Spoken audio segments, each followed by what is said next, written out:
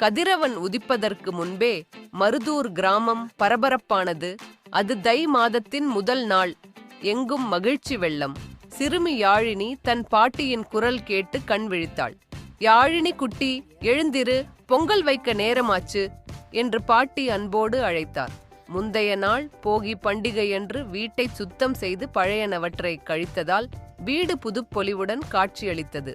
வாசல் முழுவதும் யாழினியின் அம்மா அரிசி மாவால் அழகிய கோலம் போட்டிருந்தார். அதன் நடுவே செம்மண் பூசப்பட்டிருந்தது. கோலத்தின் அழகு பார்ப்பவர் மனதை கொள்ளை கொண்டது. வீட்டு முற்றத்தில் சூரிய ஒளி படும் இடத்தில் புது அடுப்பு தயார் செய்யப்பட்டது. அதில் அழகிய வேலைப்பாடுகள் கொண்ட புது பானை வைக்கப்பட்டது. பானையின் கழுத்தில் மஞ்சள் கொத்து, இஞ்சி மற்றும் மாவிலை கட்டப்பட்டது.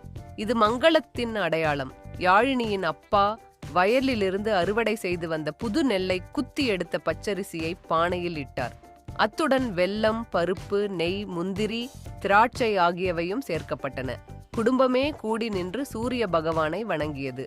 சிறிது நேரத்தில் பானையில் இருந்த பால் நுரைத்து பொங்கி வழிந்தது. அந்த தருணத்தில் அனைவரும் பொங்கலோ பொங்கல், பொங்கலோ பொங்கல் என்று உற்சாகமாக முழக்கமிட்டனர். யாழினிக்கும் அவள் தம்பி கவினுக்கும் மகிழ்ச்சி தாங்கவில்லை. அந்த சத்தம் ஊர் முழுவதும் எதிரொலித்தது. பொங்கல் தயாரானதும் முதலில் சூரிய பகவானுக்கு படைக்கப்பட்டது. அருகில் கரும்பு, மஞ்சள், இஞ்சி, காய்கறிகள் வைக்கப்பட்டன.